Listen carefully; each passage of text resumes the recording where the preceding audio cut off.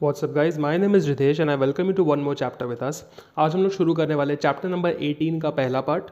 This chapters name is price rise and consumer awareness. इस chapter को हम लोग दो अलग अलग पार्ट्स में ब्रेक डाउन करेंगे। आज का जो हमारा वीडियो है इसके अंदर we're gonna be discussing about price rise and इस पूरे कॉन्सेप्ट को कॉम्प्रिहेंसिवली कवर करेंगे। इसका अगला जो वीडियो होगा उसमें हम लोग कंज्यूमर अवेयरनेस के बारे में पूरी बात करेंगे। Now before we move forward, I would really appreciate अगर आप हमारे चैनल को सब्सक्राइब कर दें। हमारे कंटेंट को अगर आप सराहते हैं, फॉलो कर रहे हो तो लाइक करो, कमेंट करो, शेयर करो। जितना ज़्यादा आप इंटरैक्ट करेंगे उतना ज़्यादा हमें मोटिवेशन मिलेगा, उतना ज़्यादा यूट्यूब हमारे काम को और प्रमोट करेगा। Without wasting much time, let's quickly get started.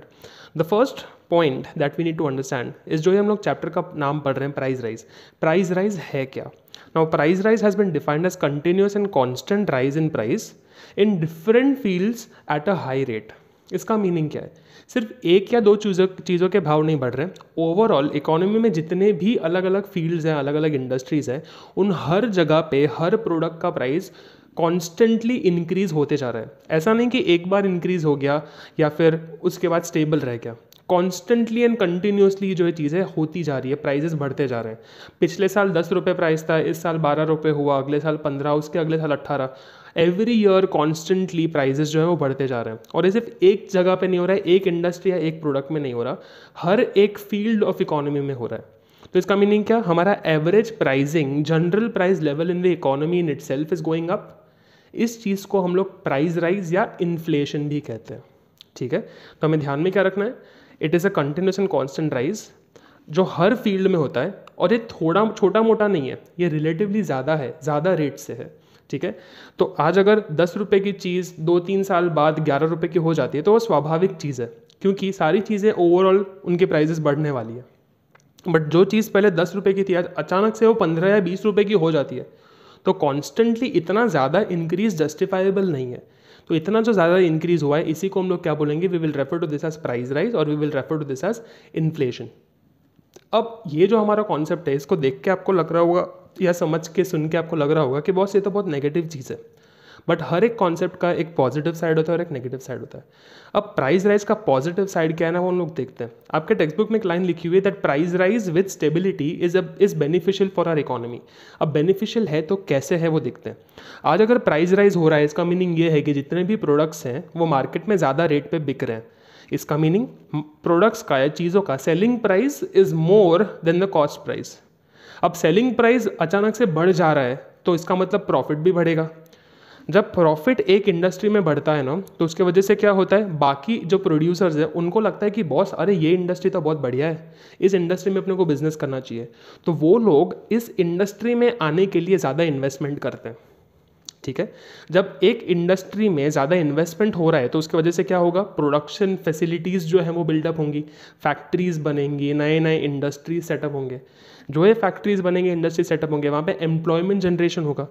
Employment जहाँ जहाँ जनरेशन होगा वहाँ पे लोगों को पगार देनी पड़ेगी, लोगों के लिए रोज़गार बनेगा, पगार बनेगी, सैलरीज बढ़ेगी लोगों की। जब जब लोगों की सैलरीज बढ़ती है वैसे वैसे उनकी परचेजिंग पावर बढ़ने वाली है, वो ज़्यादा खर्चा कर सकते हैं, वो और कमोडिटीज़ को कंज्यूम कर सकते हैं, उनका लिविंग स्टैंडर्ड जो है वो इम्प्रूव हो सकता है। So as a result, just because price rise हुआ उसकी वजह से आप देख रहे हो इतने सारा पॉजिटिव चीज़ें हो रही है। ठीक है, अब ये सारी जो पॉजिटिव चीज़ें हैं वो क्या जस्टिफाई करती है? इट जस्टिफाइज इकोनॉमिक डेवलपमेंट, कि हम लोगों के कंट्री के अंदर डिस्पैरिटी कम हो रही है, इनकम बढ़ रही है, अनएम्प्लॉयमेंट कम हो रही है, इन्वेस्टमेंट बढ़ रहा है। ये सारी पॉजिटिव चीज़ें हैं, राइट? तो प्राइस राइज अगर स्टेबिलिटी के साथ हो रहा है तो हमारे कंट्री के लिए बेनिफिशियल है, क्योंकि वो economic growth, it's bringing about economic growth. But just as we know, every positive side also has a negative side, so we also have to look at the negative side of price rise. अब जब मैंने बोला कि particular चीज़ की price बढ़ रही है तो उस इंडस्ट्री में ज़्यादा लोग आके इन्वेस्ट करना चाहेंगे। इन्वेस्टमेंट, फैक्ट्री सेटअप करना, इंडस्ट्री क्रिएट करना ओवरनाइट नहीं होता। मैगी नूडल्स का पैकेट नहीं है कि 2 मिनट में बन जाएगा, राइट? तो जिस तरीके से प्राइस राइज एक इंस्टेंटली हो जाता है, वैसे ही प्रोडक्शन कैपेसिटी बनाना, चीज़ों को सप्लाई करना इतना जल्दी नहीं होता। It is not so instant, right? तो उस वजह से होगा क्या? In the short run, come time period में, बहुत ही छोटे टाइम पीरियड में, जो चीज़ों की डिमांड ज़्यादा है और सप्लाई कम है, लोगों को चीज़ चाहिए ज़्यादा बट मार्केट में उसकी अवेलेबिलिटी नहीं है, उसकी वजह से होगा क्या? चीज़ महंगी हो जाएगी। जैसे ही कोविड-19 कोरोना वायरस का सिचुएशन जब आया था मार्केट के अंदर, उस वक्त सिचुएशन में प्रॉब्लम क्या हुई थी कि मार्केट के अंदर अचानक से सैनिटाइजर्स की डिमांड बढ़ गई और सप्लाई उतना लोगों के पास स्टॉक अवेलेबल था नहीं ना। जब लोगों के पास उतना स्टॉक अवेलेबल है नहीं तो शॉर्ट ड्यूरेशन के अंदर क्या हुआ, सैनिटाइजर्स का प्राइस राइज हो गया। ठीक है, अब इसके वजह से होगा क्या, हम लोग तुरंत तो फैक्ट्री में जाके और सैनिटाइजर बना सकते नहीं है, उसके लिए ज़्यादा प्रोडक्शन कैपेसिटी चाहिए। तो जो स्टॉक अवेलेबल है वही स्टॉक ज़्यादा प्राइस पे लोग बेचने लगे। When this is going to happen, what creates is, जो लोगों के पास स्टॉक है जो ज़्यादा महंगे में बिक पा रहा है, वो लोग और अमीर बन जाएंगे, क्योंकि उनका कॉस्ट तो वही है ना जो पहले बन रहा था। वो चीज़ तो अभी भी 50 से 60 रुपये में ही उनको बन के मिली थी, बट जस्ट बिकॉज डिमांड ज़्यादा है वो आज 60 रुपये की चीज़ को 100 रुपये की जगह 120, 150, 200 रुपये में भी बेच सकते हैं, प्राइस ज़्यादा करके बेच सकते हैं। तो होगा क्या, सप्लाई ऑफ मनी जो इनकम है वो सिर्फ कुछ लोगों के पास सीमित हो जाएगी, राइट। और बिकॉज एक चीज़ का प्राइस बढ़ रहा है तो वो और 100 जगह पे भी उसका इफेक्ट जाएगा। सिंपल सी बात है, आज अगर पेट्रोल का प्राइस बढ़ता है तो पेट्रोल का प्राइस बढ़ने के वजह से जहाँ जहाँ पे ट्रांसपोर्टेशन हो रहा है किसी भी चीज़ का, उसका भी प्राइस बढ़ जाएगा। तो आपने देखा होगा कि जब जब पेट्रोल का प्राइस बढ़ता है तब दूध का भी प्राइस बढ़ जाता है, राइट। ऐसा होता क्यों है, क्योंकि दूध को फ्रेशली ट्रांसपोर्ट करना पड़ता है और ट्रांसपोर्टेशन में बहुत मेजर खर्चा जाता है। तो जब जब पेट्रोल का प्राइस बढ़ेगा तब तब दूध का और बाकी और एसेंशियल कमोडिटीज़ का भी प्राइसिंग जो है वो बढ़ने वाला है, right. Now after having understood this, when we talk about the inflationary pressures that create, पूरे इकोनॉमी में इसका इम्पैक्ट पड़ रहा है, राइट। और इस वजह से होगा क्या, कुछ लोग अमीर हो रहे हैं, कुछ लोग और गरीब होते जा रहे हैं। तो यहाँ पे एक डिस्पैरिटी ऑफ इनकम बढ़ रहा है, इनकम डिवाइड बढ़ रहा है, rich is becoming richer and poor is becoming poorer. ये जो सिचुएशन है ये बहुत ज़्यादा गलत सिचुएशन है, it acts as a hindrance in economic development. जब हम हमारे इकोनॉमी को डेवलप करना चाहते हैं, इकोनॉमिक डेवलपमेंट चाहते हैं हम हमारे कंट्री के लिए, तो ये चीज़ उसके बीच में आ रही है, it acts as a hurdle, it becomes a hindrance. ठीक है, आई होप आपको ये जो चीज़ है negative side as well as positive side वो आपको समझ में आया हो। Now the next topic that we gonna look at is, ये प्राइस राइज हो रहा है तो क्यों हो रहा है, व्हाट आर द रीजंस। तो रीजंस को हमने ब्रॉडली डिवाइड किया है 2 कैटेगरीज में। पहला है lack of instantaneous increase in production and supply of goods and services in the economy, and दूसरा है sharp increase in total demand of country as compared to the supply। अब ये 2 points को है ना, ये आपके टेक्स्ट बुक में दिया है, अब इसको मैं अपने तरीके से समझाता हूँ। सबसे पहले मार्केट में क्या होगा, अगर डिमांड ज़्यादा है और सप्लाई कम है तो इसका मतलब शॉर्टेज क्रिएट होगी, और जब भी किसी चीज़ की शॉर्टेज होती है तो उसका प्राइस बढ़ जाता है। ठीक है, तो फर्स्ट फैक्टर है डिमांड पुल इन्फ्लेशन। ठीक है, आप जब आगे जाके 11th-12th का भी इकोनॉमिक्स पढ़ेंगे तो आपको यही टर्म्स आने वाले, डिमांड पुल इन्फ्लेशन आने वाला है। बट अभी जब तक आप ग्रेड 10 में हो तब तक आप क्या लिखोगे, sharp increase in demand as compare to supply. मतलब डिमांड ज़्यादा है सप्लाई कम है, तो बिकॉज डिमांड ज़्यादा है सप्लाई कम है तो प्राइस ऊपर चला जाएगा। ठीक है, अब ये जो डिमांड हमारा बढ़ा है, क्या इस डिमांड को क्रिएट करने के लिए हम तुरंत प्रोडक्शन कर सकते हैं क्या, नहीं। तो वो आपका दूसरा वाला पॉइंट है, which is lack of instantaneous increase in production and supply. ठीक है, अब जब आप तुरंत कोई चीज़ बना नहीं सकते, इसका मीनिंग क्या है कि आप जो भी प्रोक्योर करोगे वो भी कैसा आने वाला है, महंगा आने वाला है। तो अगर आपको प्रोडक्शन करना भी है, ठीक है, अगर आप प्रोडक्शन करना चाहते हो क्योंकि मार्केट में अच्छा प्राइस मिल रहा है, तो भी आपको सारी चीज़ें कैसी लेनी पड़ेगी, महंगी लेनी पड़ेंगी। आपका जो कॉस्ट है ऑफ मटीरियल वो बढ़ जाएगा। तो एज ए रिजल्ट जो दूसरा फैक्टर है उसको हम लोग बोलते हैं कॉस्ट पुश इन्फ्लेशन। ठीक है, कि जो सप्लाई है रिसोर्सेज का वो तो फिक्स रहने वाला है, बट आपकी डिमांड बढ़ने की वजह से आप उसको फटाफट मंगवा रहे हो, इसके वजह से आपको महंगा पड़ेगा रॉ मटेरियल। तो जब रॉ मटेरियल महंगा पड़ रहा है तो फाइनल प्रोडक्ट को भी आप ज़्यादा प्रॉफिट पे बेचने वाले हो। अब आपके टेक्स्ट बुक में टोटल देखने जाओ तो 8 रीजंस दिए हुए हैं, और 8 रीजंस को मैंने स्प्लिट कर दिया है इन 2 कैटेगरीज में। तो 3 पॉइंट्स है डिमांड पुल इन्फ्लेशन के बारे में, और 5 पॉइंट है कॉस्ट पुश इन्फ्लेशन के बारे में। तो आप मेरे तरीके से पढ़िए और बाद में साइड में टेक्स्ट बुक भी रख लेना, ताकि आपको क्लियरली समझ में आए कि मैं कहने की क्या कोशिश कर रहा हूँ। अब पहले हम लोग डिमांड पुल कैटेगरी के जो पॉइंट्स है उसको डिटेल में समझेंगे, and then we will study the cost push inflation वाले पॉइंट्स। अब सबसे पहला हमें डिमांड पुल इन्फ्लेशन में पॉइंट जो लिखा हुआ है वो लिखा हुआ है इंक्रीज इन मॉनिटरी सप्लाई। अब मॉनिटरी सप्लाई का मीनिंग ये है कि लोगों के हाथ में पैसा कितना है, क्योंकि जब लोगों के हाथ में पैसा होता है तो उससे वो जाके कोई चीज़ खरीद सकते हैं, और जब कोई चीज़ खरीदने की आपके पास काबिलियत होती है तो उसको हम लोग इफेक्टिव डिमांड बोलते हैं।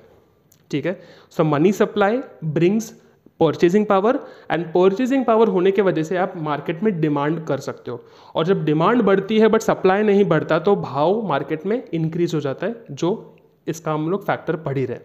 ठीक है, अब ये मनी सप्लाई है वो इंक्रीज क्यों हो रहा है, उसके पीछे की 3 रीज़न है। सबसे पहला, increase in money transaction in terms of public expenditure. अपनी जो गवर्नमेंट है ना वो खर्चा कर रही है, गवर्नमेंट का खर्चा या किसी भी इंसान का खर्चा किसी और के लिए इनकम बन जाता है। जिसका खर्चा हो रहा है उसके पास पैसे कम हो रहे हैं, जिसकी इनकम हो रही है उसके पास पैसे बढ़ रहे हैं। ठीक है, ये चीज़ अपने को समझना है। दूसरा चीज़, जब खर्चा करना है बट इनकम नहीं है तो हमें क्या करना पड़ेगा, पैसा जनरेट करना पड़ेगा, कहीं से लाना पड़ेगा, राइट। तो जब गवर्नमेंट को खर्चा करना है और गवर्नमेंट के पास पैसा नहीं होता है तो गवर्नमेंट किसके पास जाएगा, आरबीआई के पास जाएगा। आरबीआई को बोलेगा कि बॉस एक काम करना, मेरे को थोड़ा पैसा दे, print some new currency for me so that I can meet my expenses. मेरे खर्चे ज़्यादा है, मेरी इनकम कम है, तो मेरे को डेफिसिट पड़ रहा है, इस डेफिसिट को प्लीज़ रिप्लेस करके दो ना। तो इसी को डेफिसिट या हम लोग बोलते हैं डेफिसिट फाइनेंसिंग या न्यू मनी प्रिंटिंग करना, जो आरबीआई करता है। ठीक है, the third factor is reduce rate of interest on debt. इसका मीनिंग क्या है, जब कमर्शियल बैंक, जो हमारी बैंक होती है, एचडीएफसी है, आईसीआईसीआई है, ये सारी बैंक्स जब आपको लोन सस्ते रेट ऑफ इंटरेस्ट पे देंगे तो आपको मन करेगा यार इतना सस्ता रेट ऑफ इंटरेस्ट, एक काम करते ले लेते ना वो चीज़। पहले पैसे हमारे पास नहीं थे, हम लोग पैसे स्टोर करने वाले थे, राइट, सेव करने वाले थे, बट अब अगर लोन इतने सस्ते में मिल रहा है तो क्यों ना आज ही वो चीज़ ले ले, क्यों डिले करना है हमारा डिमांड, राइट। तो ये 3 चीज़ें हैं। क्या, पहले गवर्नमेंट अपने एंड से खर्चा करेगा, आरबीआई नया करेंसी छापेगा, और तीसरा कमर्शियल बैंक्स आपको सस्ते रेट ऑफ इंटरेस्ट पे लोन देंगे। ये तीनों चीज़ों की वजह से आपका मनी सप्लाई इंक्रीज होने वाला है। मनी सप्लाई इंक्रीज होगा, आपकी परचेजिंग पावर बढ़ेगी, परचेजिंग पावर बढ़ने की वजह से आपका डिमांड इंक्रीज होगा। ठीक है, अभी ऊपर के 3 पॉइंट्स को थोड़ा और डिटेल में समझते हैं। जब हम लोग बात करते हैं इंक्रीज इन मनी ट्रांजैक्शन या पब्लिक एक्सपेंडिचर, तो गवर्नमेंट खर्चा करता किधर है, गवर्नमेंट खर्चा करता है प्लान्ड एंड अनप्लान्ड एक्टिविटीज़ पे। प्लान्ड एंड अनप्लान्ड एक्टिविटीज़ का मीनिंग क्या, आज गवर्नमेंट का काम ही है लोगों की सेवा करना। ठीक है, तो गवर्नमेंट लोगों की बेनिफिट्स के लिए, लोगों की फैसिलिटीज़ के लिए रोड्स, हाईवे, स्कूल्स, हॉस्पिटल्स, ये सारी चीज़ें बनाता है, राइट। काफ़ी ज़्यादा एम्प्लॉयमेंट वेलफेयर स्कीम्स होती है, जैसे मनरेगा वगैरह, अलग अलग स्कीम्स आपने लास्ट चैप्टर में भी देखे थे, अलग अलग स्कीम्स जो गवर्नमेंट की होती है, वो सारी प्लान्ड चीज़ें होती है। वो गवर्नमेंट को पता है कि ये चीज़ करनी है, इसका कमिटमेंट हम लोगों को कर चुके हैं, तो ये तो खर्चा करना है। बट उसके अलावा भी काफ़ी बार क्या होता है, अनप्लान्ड खर्चे हो जाते हैं, जैसे अभी कोरोना की वजह से हो गया। अभी कोरोना किसी ने प्रिडिक्ट नहीं किया था, तो हम लोग ये बोलते कि बॉस हमको पता नहीं था कि ये करना है खर्चा, तो हमसे खर्चा होगा नहीं। ये तो पॉसिबल है नहीं। ये एक वैसा खर्चा है जो आपको करना ही पड़ेगा, एक अनप्लान्ड नेचर का खर्चा है। तो जब गवर्नमेंट के पास इनकम कम पड़ जाती है, टैक्सेस से इतने पैसे वो रेज नहीं कर पाते कि हम लोग सारा खर्चा कर सकें, तो गवर्नमेंट क्या बोलती है, आरबीआई के पास जाती है और बोलती है अरे आरबीआई प्लीज़ मेरे को थोड़ा पैसा दे दे, क्योंकि मेरे को ना पैसा कम पड़ रहा है, I mean deficit of income, तो प्लीज़ मेरे इस डेफिसिट को भर दो, डेफिसिट को रिप्लेस कर दो, नई करेंसी मुझे दे दो ताकि मैं ये खर्चा कर सकूं, जो प्लान और अनप्लान्ड एक्सपेंडिचर है उसको उठा सकूं। ठीक है, अब ये जब गवर्नमेंट खर्चा करेगी, राइट, अलग अलग स्कीम्स के थ्रू, अलग अलग इन्वेस्टमेंट्स के थ्रू, अलग अलग एक्सपेंडिचर के थ्रू, तो ये जो सारा खर्चा ऑफ द गवर्नमेंट है वो किसी ना किसी का तो इनकम बनेगा। तो जो बंदा इससे कमा रहा है उसके लिए परचेजिंग पावर बढ़ गई, वो और जाके डिमांड कर पाएगा। ठीक है, अब थर्ड चीज़ है चीप रेट ऑफ इंटरेस्ट। अब आरबीआई जब लोन छापता है, जब नोट छापेगा, तो नोट सीधा सीधा पब्लिक के पास जाएगा नहीं, आपके पास कुरियर नहीं आता है पैसा। ठीक है, आपको क्या ऑफर मिलता है, आरबीआई जो है ये एक्स्ट्रा पैसा जो करेंसी जो छापेगा वो अपने कमर्शियल बैंक्स को देगा, और कमर्शियल बैंक से आप तक वो पैसा पहुंच सकता है थ्रू फॉर्म ऑफ लोन। आपको वो loan commercial banks come rate of interest पे देंगे, तो आप जाके वो लोन खरीदना प्रेफर करोगे। ठीक है, so as the result of all of these factors, money supply के बढ़ने से परचेजिंग पावर बढ़ती है, परचेजिंग पावर बढ़ने से डिमांड बढ़ती है, और डिमांड बढ़ती है बट सप्लाई सेम रहता है तो प्राइस राइज हो जाता है। ठीक है, now the next point is population growth. आज डिमांड कंज्यूमर्स करते हैं, तो अगर कंज्यूमर्स की नंबर जो है, कंज्यूमर्स की संख्या अगर बढ़ जाए तो फिर डिमांड भी जो है वो बढ़ जाएगी, मार्केट में डिमांड जो है वो इंक्रीज हो जाएगी। अब हमारे जैसे कंट्री में, इंडिया जैसे डेवलपिंग कंट्री में हमको पता है कि annual growth rate of population 1.9% है। हर साल 100 के 102 लोग हो रहे हैं, और हमारी ऑलरेडी 121 करोड़ की संख्या है। जैसे जैसे पॉपुलेशन बढ़ेगा वैसे वैसे क्या होने वाला है, गुड्स एंड सर्विसेज की डिमांड बढ़ने वाली है, और जब डिमांड बढ़ेगी सप्लाई सेम टू सेम तो इन्फ्लेशन आ जाएगा। ठीक है। अब थर्ड पॉइंट है यूज़ ऑफ ब्लैक मनी। अब होता क्या है ना, गवर्नमेंट से बहुत सारे लोग अपना पैसा छुपाते हैं। ठीक है। और ये पैसा छुपाने का तरीका क्या होता है कि टैक्स ना भरना पड़े। क्यों कर रहे हैं वो लोग, टैक्स ना भरना पड़े इसके लिए। अब जब आपके पास कुछ गलत पैसा है, ठीक है, आपके पास कुछ ऐसा पैसा है जिसके ऊपर आपने टैक्स पे नहीं किया, तो आपके दिमाग में वो टेंशन रहेगा। जब तक आपके दिमाग में वो टेंशन है ना, आपको हमेशा ये रहेगा कि बॉस अपने काम करते हैं, इस पैसे को ना फटाफट खर्चा कर देते हैं कहीं पर भी, ताकि ये पैसा मेरे हाथ से निकल जाए। ठीक है। अब ये पैसा जो था वो अकाउंटेड तो था नहीं, लोगों को तो पता था नहीं कि ये पैसा इकोनॉमी में घूम रहा है। ठीक है। अब ये पैसा जब आप मार्केट में जाके खर्चा कर रहे हो तो आप डिमांड बढ़ा रहे हो मार्केट में, जिसके लिए लोग प्रिपेयर्ड नहीं थे, क्योंकि लोगों को तो पता ही नहीं था कि इतनी इनकम है लोगों के पास। राइट। तो जब प्रोड्यूसर्स उतने चीज़ बना नहीं पा रहे हैं, जब आप अपना सारा काला धन जो है वो खर्चा कर रहे हो, तो डिमांड बढ़ रही है, सप्लाई उधर की उधर, तो इन्फ्लेशन आपकी वजह से आ रहा है क्योंकि आप काला धन यूज़ कर रहे हो। तो ये 3 ब्रॉड फैक्टर्स हो गए। इंक्रीज इन मनी सप्लाई बढ़ेगा तो परचेजिंग पावर बढ़ेगा, परचेजिंग पावर बढ़ेगा तो डिमांड बढ़ेगा। Second, population growth. पॉपुलेशन जब बढ़ता है, साइज ऑफ पॉपुलेशन बड़ा होगा तो उनकी रिक्वायरमेंट्स भी बढ़ेंगी, और जैसे रिक्वायरमेंट्स लोगों की बढ़ती है वैसे वैसे डिमांड बढ़ता है। और तीसरी चीज़, use of black money. Black money वो पैसा है जिसके ऊपर आप टैक्स नहीं पे करना चाहते हो। टैक्स नहीं पे करो तो आपको डर है कि वो पैसा आप पकड़े ना जाओ उस चीज़ को लेके। ठीक है। तो आप वो पैसा फटाफट खर्चा करना चाहोगे। जब वो पैसा खर्चा करोगे तो डिमांड करोगे, और डिमांड करने की वजह से प्राइस राइज हो जाएगा। तो आई होप ये 3 पॉइंट डिमांड पुल के समझ में आते हैं आपको। अब हम लोग देखने वाले हैं कॉस्ट पुश के 5 पॉइंट्स। पहला पॉइंट है price rise by the government. कभी कभी ना गवर्नमेंट अपने एंड से ही कुछ चीज़ों के प्राइजेस बढ़ा देता है, जैसे कि फार्मर्स के वेलफेयर के लिए गवर्नमेंट क्या करता है, कभी कभी मिनिमम सपोर्ट प्राइस दे देता है। राइट, कि आपको कम से कम इतना प्राइस जो है वो डेफिनेटली मिलेगा। ठीक है। कभी कभी पेट्रोल के ऊपर गवर्नमेंट प्राइस बढ़ा देती है ताकि लोग पेट्रोल को कम यूज़ करें। राइट।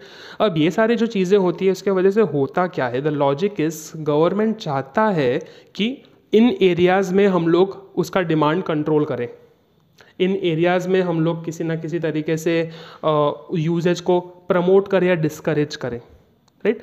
तो इन सब चीज़ों के वजह से, बिकॉज गवर्नमेंट अपने एंड से प्राइजेस बढ़ाता है इन इंडस्ट्रीज़ को सपोर्ट करने के लिए, इन प्रोड्यूसर्स को सपोर्ट करने के लिए, उसके वजह से वो इनपुट जहाँ जहाँ पे यूज़ होगा ना वहाँ वहाँ पे उनके प्राइजेस बढ़ जाएंगे। जैसे आज अगर एग्रीकल्चरल सेक्टर जो है, अगर उसमें आउटपुट जो है एग्रीकल्चर सेक्टर का, उसमें प्राइसिंग बढ़ गया तो एग्रो इंडस्ट्री का जो आउटपुट होगा उसका भी प्राइस बढ़ जाएगा। आज अगर शुगर केन महंगा मिल रहा है तो शुगर भी तो महंगा हो जाएगा। आज अगर पेट्रोल महंगा मिल रहा है तो पेट्रोल की वजह से ट्रांसपोर्ट होने वाली 1000 चीज़ें भी तो महंगी हो जाएंगी। तो यहाँ पे हो क्या रहा है, बिकॉज गवर्नमेंट किसी एक चीज़ का प्राइस बढ़ा रहा है, वो एक चीज़ जहाँ जहाँ सप्लाई होती है उन चीज़ों के प्राइजेस बढ़ जाएंगे। That is price rise by the government. दूसरा फैक्टर है नेचुरल फैक्टर।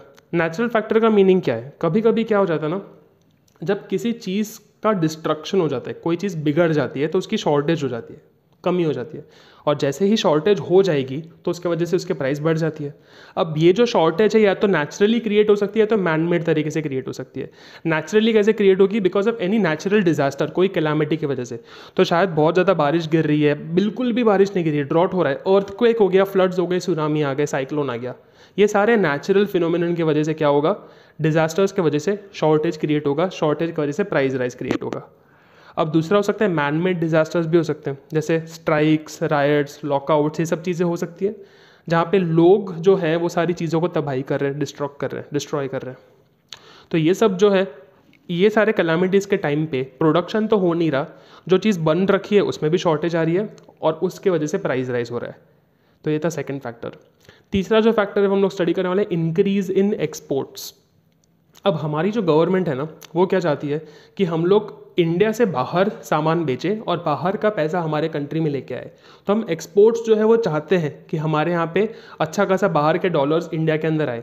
बट उसके वजह से होता क्या है, जो चीज़ हम लोग बाहर बेच रहे हैं वो तो चीज़ गया, अब इंडिया में बेचने के लिए कम चीज़ बच गई ना, क्योंकि हमारा गवर्नमेंट का मोटिव क्या है कि सारी की सारी चीज़ें क्या बाहर बेचो। तो इंडिया में अपने लोगों को खिलाने पिलाने के लिए जो चीज़ें चाहिए वो कम पड़ रही है। अब ये जो शॉर्टेज होगा उसके वजह से क्या होने वाला है, प्राइस राइज हो जाएगा। गवर्नमेंट चाहती है कि एक्सपोर्ट करो, डोमेस्टिक मार्केट में चीज़ें कम मिलती है तो उसकी वजह से प्राइस राइज हो जाता है। ठीक है।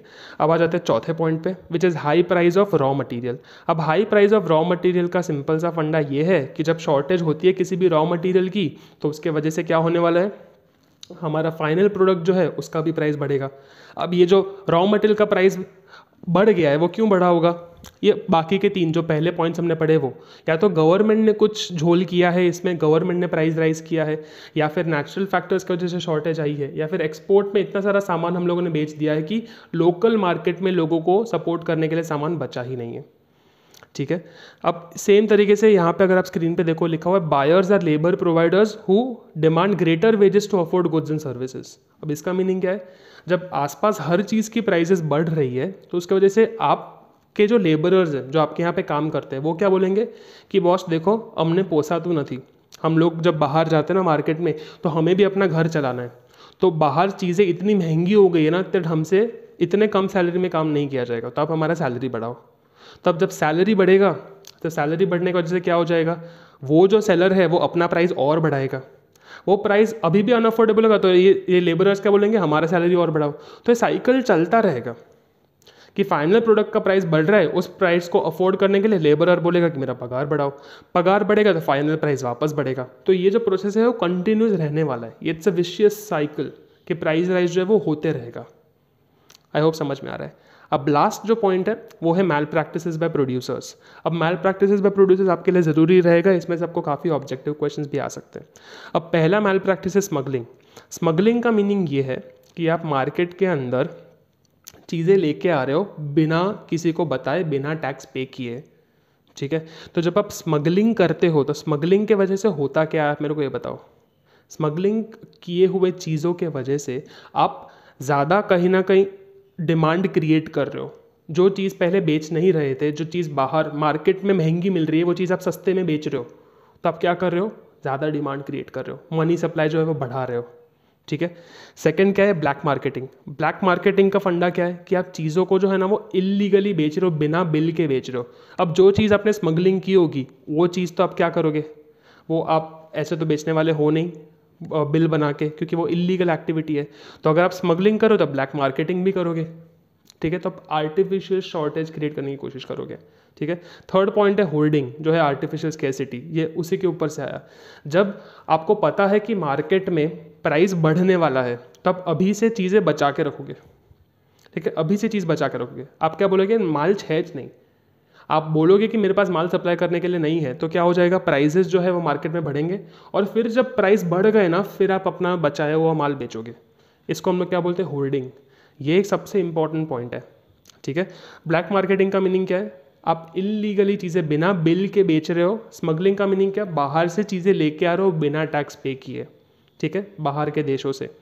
और फिर लास्ट पॉइंट है प्रॉफिटेरिंग। अब प्रॉफिटेरिंग का मीनिंग सिर्फ ये है कि जब आपको कुछ काम करवाना होता है बिना बिल के और आप चाहते हो कि शॉर्टेज है बट आपको वो चीज़ जल्दी मिल जाए, तो आप क्या करते हो, थोड़ा कमीशन पे करते हो, अंडर द टेबल दे देते हो।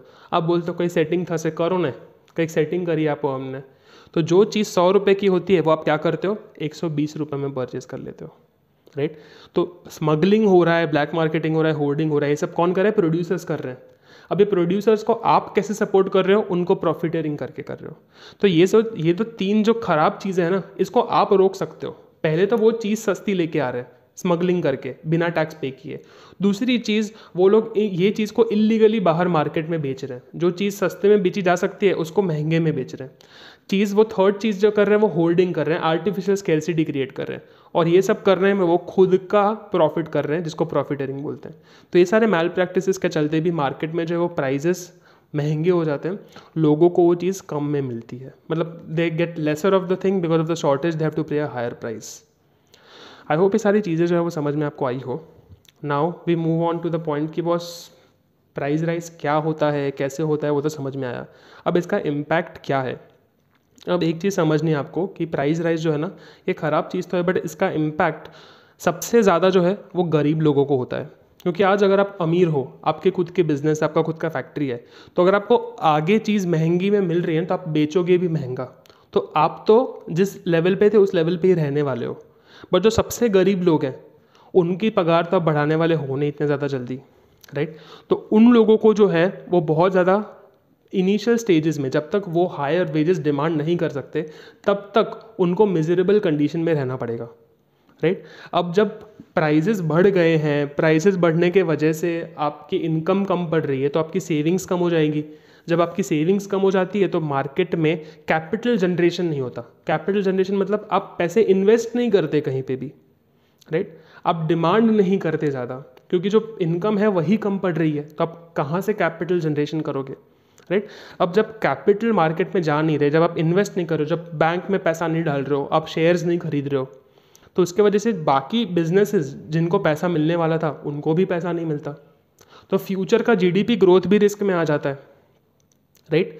अब जब ये प्रोडक्शन जो है वो नहीं बढ़ रहा तो जिनके पास फैक्ट्री है वो ज़्यादा पैसा कमा रहा है, जिसके पास फैक्ट्री नहीं है वो और भी बुरे हालत में जा रहा है, राइट।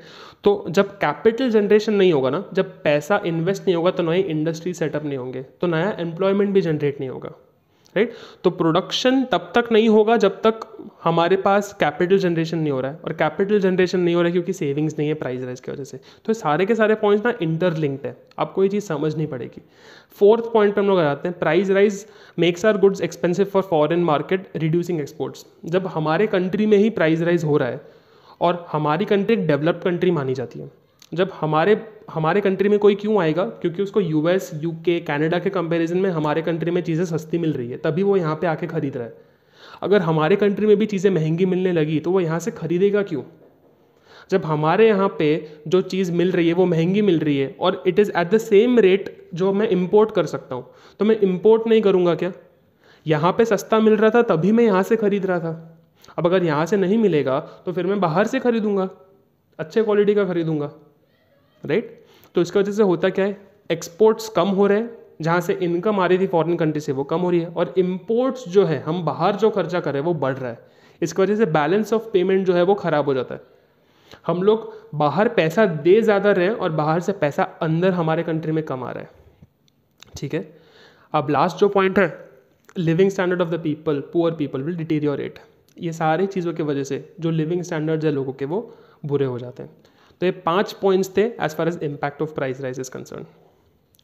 अब नेक्स्ट आ जाता है कि प्राइस राइज अगर है तो इसको कंट्रोल करा जाए तो कैसे करा जाए। तो कंट्रोल करने की भी टोटल 5 मैकेनिज्म्स है जो हम लोग स्टडी करेंगे। अब पहला पॉइंट है मॉनेटरी पॉलिसी। अब मॉनेटरी पॉलिसी आरबीआई की पॉलिसी है। अगर आरबीआई नई करेंसी छाप सकता है तो आरबीआई जितना करेंसी मार्केट में है ना उसको कंट्रोल भी कर सकता है, ठीक है। अगर पैसा छापने की ताकत इसके पास है तो पैसे को कंट्रोल करने की ताकत भी आरबीआई के पास है। सेकंड है फिस्कल पॉलिसी मेजर्स। जब फिस्कल पॉलिसी मेजर्स की बात करते हैं तो फिस्कल पॉलिसी सेंट्रल गवर्नमेंट के हाथ में होता है। अब सेंट्रल गवर्नमेंट फिस्कल पॉलिसी के थ्रू क्या करता है, ये पॉलिसी होती है about tax and expenditure. Government पैसा कमाती कहाँ से है और गवर्नमेंट उसको खर्चा कहाँ पे कर रही है। So it's a policy of income and expense of the government, ठीक है। थर्ड पॉइंट है कंट्रोल ऑन कैपिटल इन्वेस्टमेंट। अब कंट्रोल ऑन कैपिटल इन्वेस्टमेंट का मीनिंग ये है कि हम लोग कितना लेवल का प्रोडक्शन बढ़ाने के लिए खर्चा कर रहे हैं, राइट। ये सेंट्रल गवर्नमेंट क्या करती है, नए नए इंडस्ट्री सेटअप करती है, नए नए प्रोग्राम्स लॉन्च करती है जिसके थ्रू हम लोग एम्प्लॉयमेंट जनरेट कर सके, लोगों के पास पैसा आ सके। तो हम लोग कैपिटल इन्वेस्टमेंट को चेंज कर सकते हैं। फिर अगर प्राइस राइज हो रहा है तो प्राइस को रेगुलेट करने के लिए हमको कुछ करना पड़ेगा। तो प्राइस रेगुलेशन एंड रैशनिंग का स्कीम, जैसे हमने पीडीएस सिस्टम पहले भी पढ़ चुके हैं, वो यहाँ पे आएगा। एंड लास्ट है एडमिनिस्ट्रेड प्राइस मैकेनिज्म। अब हर चीज़ के बारे में डिटेल में एक बार देखते हैं। तो पहली जो पॉलिसी हमने देखी थी वो बात की थी about monetary policy. Monetary policy जो है ये पॉलिसी है मनी सप्लाई की जो आरबीआई कंट्रोल करता है। अब हमने पहले भी ये एस्टैब्लिश कर लिया है कि जितना पैसा इंसान के पास होगा उतना ही परचेजिंग पावर होगी उसके पास, और उस परचेजिंग पावर के बेसिस पे डिटरमाइन होगा कि कितना डिमांड वो कर सकता है। अब आरबीआई के पास ना रेट ऑफ इंटरेस्ट कंट्रोल करने की ताकत है कि आरबीआई कमर्शियल बैंक्स को ये बोल सकता है कि बॉस देखो, तुम ना जब आगे किसी को लोन दे रहे हो तो इतने रेट ऑफ इंटरेस्ट पे लोन दो, इससे सस्ते में लोन आप मत दो, ठीक है। तो आरबीआई क्या करेगा, जब आरबीआई को लगता है कि इन्फ्लेशन बहुत ज़्यादा हो गया, लोगों के हाथ में पैसा बहुत है, तो आरबीआई बोलेगा एक काम करो बैंक, आप अपना इंटरेस्ट रेट जो है ना वो इंक्रीज़ कर दो, बढ़ा दो रेट, लोन्स जो है वो महंगे कर दो, ठीक है। जब लोन्स महंगे हो जाएंगे तो लोग लोन्स लेना कम कर देंगे, राइट।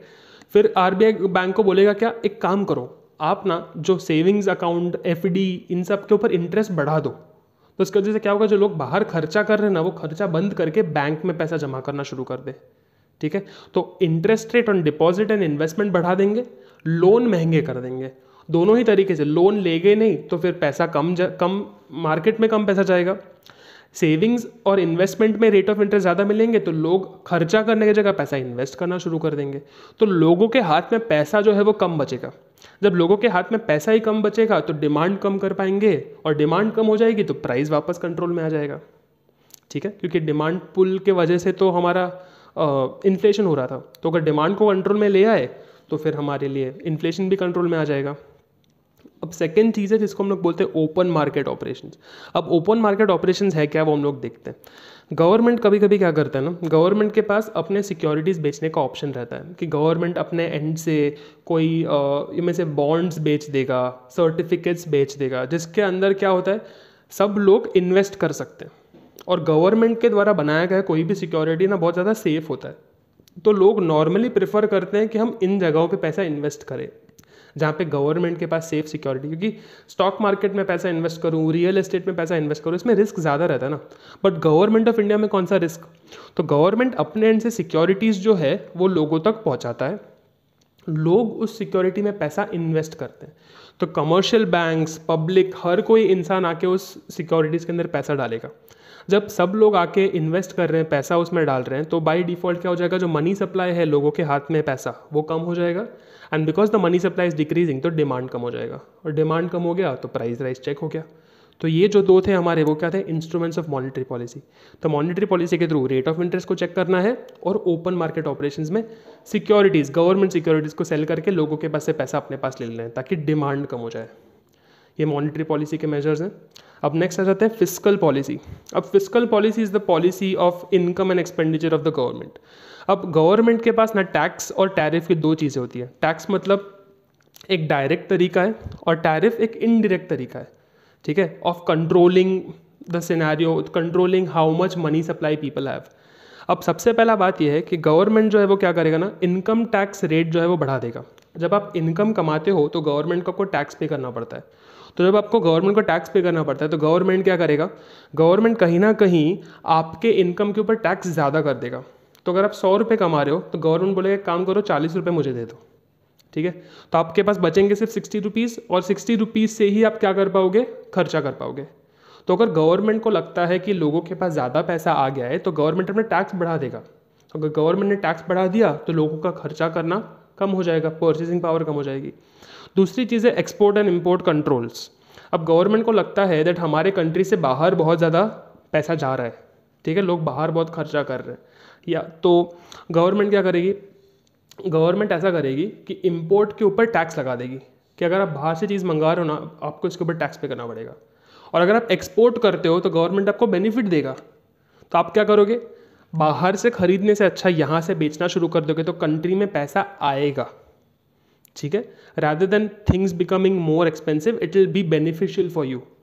ठीक है, फिर नॉर्मली जब हम लोग देखते हैं कि प्राइस राइज जो हो रहा है उसका सबसे ज़्यादा इम्पैक्ट किस पे पड़ता है, गरीब लोगों पे पड़ता है। अमीर लोग तो और अमीर हो रहे हैं, तो अमीर लोगों को टारगेट करो।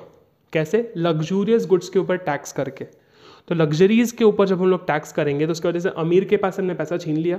अब ये जो पैसा हमने छीना लग्जूरियस गुड्स पे टैक्स करके, उसके थ्रू हम लोग सब्सिडीज़ प्रोवाइड करेंगे बेसिक चीज़ों के ऊपर जो गरीबों को चाहिए।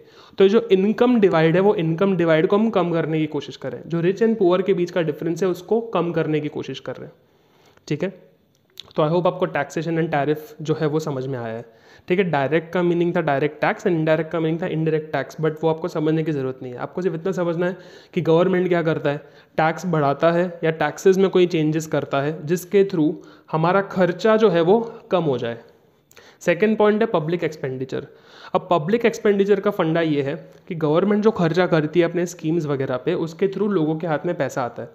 अब अगर गवर्नमेंट जो है वो खर्चा करना कम कर दे, अगर जो उसके प्लान्स हैं, जो इन्वेस्टमेंट्स हैं, फैक्ट्री वगैरह बनानी है उनको, रोड्स, हाईवे, ब्रिजेस बनाने हैं, अगर उसको वो पोस्टपोन कर देती है तो अभी कुछ ड्यूरेशन तक क्या मैं ये कह सकता हूँ कि लोगों के पास रोज़गार कम हो जाएगा, तो लोगों के पास पैसा फ्लो होना कम हो जाएगा। और अगर पैसा कम हो गया तो क्या होगा, डिमांड कंट्रोल में आ जाएगा। ठीक है, गवर्नमेंट अपने एंड से एडमिनिस्ट्रेटिव खर्चा और अननेसेसरी एक्सपेंडिचर भी जो है, अनप्लान्ड एक्सपेंडिचर, अननेसेसरी एक्सपेंडिचर, उन सबको भी कम कर सकती है। तो जब वो सब कम करेंगे तो money supply by default control में आ जाएगा। ठीक है, जब जब गवर्नमेंट खर्चा कम करेगी तब तक मनी सप्लाई कम हो जाएगा इकोनॉमी में, और वैसे ही डिमांड जो है वो करेक्ट हो जाएगा। अब लास्ट पॉइंट है public finance policy. Public finance policy का सिंपल फंडा ये है कि गवर्नमेंट लोगों को बोलेगा कि कंपलसरीली आपको सेव करना है। ठीक है, तो जब गवर्नमेंट ऐसे कंपलसरी सेविंग्स प्लान्स लाएंगी तो लोग क्या करेंगे, सेव पैसा ज़्यादा करेंगे और लोन्स जो है वो कम लेंगे। ठीक है, तो ये फिस्कल पॉलिसी मेजर्स आपके हो गए। अब हम लोग दूसरे दो पॉइंट देखने वाले, which is control on capital investment and price regulation and rationing. अब कंट्रोल ऑन कैपिटल इन्वेस्टमेंट को देखें तो यहाँ पे लिखा है capital investment should be directed towards agriculture and industrial products. Meaning ये है दैट आज गवर्नमेंट अगर पैसा खर्च भी कर रहा है, पब्लिक एक्सपेंडिचर कर भी रहा है ना, तो ये जो खर्चा है ये ऐसे जगहों पे होना चाहिए जहाँ पे ज़्यादा जॉब्स हम लोग क्रिएट कर सके, जहाँ पे ज़्यादा गरीब लोगों की हम सेवा कर सके, हेल्प कर सके। राइट, तो हमें जितना भी इन्वेस्टमेंट है ये गरीब लोगों के तरफ ज़्यादा पहुँचाना है, ताकि वो प्राइस राइज का जो इम्पैक्ट जिन पे सबसे ज़्यादा पड़ता है उनको कुछ सहूलियत मिले, उनको कुछ हेल्प मिले। Right, because these are the important sectors of our economy. दूसरा, जहाँ जहाँ पे लग्जूरियस आइटम्स हैं उन लग्जूरियस आइटम्स को थोड़ा कम करना चाहिए, क्योंकि लग्जूरियस आइटम्स ही वो चीज़ें होती हैं जिनकी प्राइसेस ज़्यादा होती है। तो जो अननेसेसरी आइटम्स है, लग्जूरियस आइटम्स है ना, उनको लाइसेंस बना दो। उसको उन इंडस्ट्रीज़ में अगर आपको काम करना है तो आपको लाइसेंस है, परमिट की गवर्नमेंट के पास से ज़रूरत पड़ेगी। ठीक है, तो जब गवर्नमेंट के पास से लाइसेंस है, परमिट लेना पड़ेगा ना, तो गवर्नमेंट अपने एंड से कंट्रोल करेगा कि नहीं अब इंडस्ट्री ज़्यादा हो गई है, अब आपको और वहाँ पे और इंडस्ट्री बनाने की ज़रूरत नहीं है। तो जब वो गुड्स ही नहीं बनेंगे तो फिर अपने को प्रॉब्लम ही नहीं आएगा। तो अब जो ये लोग इस टाइप के बिजनेस में जा रहे हैं उसके जगह पे हमें क्या करना है, हम बोलेंगे कि अगर आपको बिजनेस एसेंशियल कमोडिटीज़ में करना है ना तो वहाँ पे करो, उधर गवर्नमेंट सामने से सपोर्ट करेगा। तो गवर्नमेंट जिसको नया बिजनेस करना है उसको क्या बोल रहा है, देख भाई तेरे को लग्जूरियस गुड्स बनाने हैं ना, तेरे को मैं बहुत परेशान करूंगा, बट अगर एसेंशियल गुड्स बनाने हैं ना तो आजा, मैं तेरी हेल्प करने के लिए रेडी हूँ। तो गवर्नमेंट क्या कर रहा है, इन्वेस्टमेंट तो हो रहा है बट इन्वेस्टमेंट की डायरेक्शन को चेंज कर रहा है। Instead of putting in money in those areas जहाँ पे प्रॉफिट ज़्यादा है, जहाँ पे अमीरों को अमीर बनाया जाएगा, उससे अच्छा ऐसा है कि जो गरीब एरिया है, गरीब लोग हैं जिनको एक्चुअली बेनिफिट की ज़रूरत है, उस एरिया में इन्वेस्टमेंट को गाइड करो।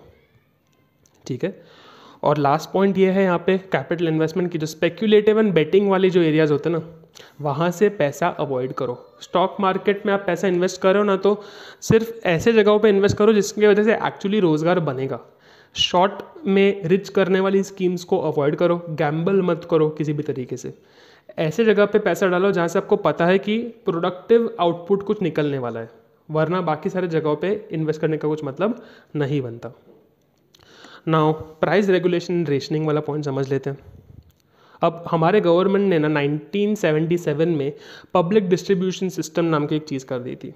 अब जो गरीब लोग हैं, जिन लोगों को मार्केट रेट में जो चीज़ मिल रही है वो अफोर्ड नहीं हो पाती, तो हमें उनको क्या करना पड़ेगा, मार्केट रेट से कम रेट पे प्रोडक्ट्स देने पड़ेंगे। अब मार्केट रेट से कम रेट पे प्रोडक्ट देना मतलब हम जिस प्राइस पे उनको इशू करेंगे वो सब्सिडाइज्ड होना चाहिए, उसमें उनको कुछ डिस्काउंट, कुछ बेनिफिट मिलना चाहिए।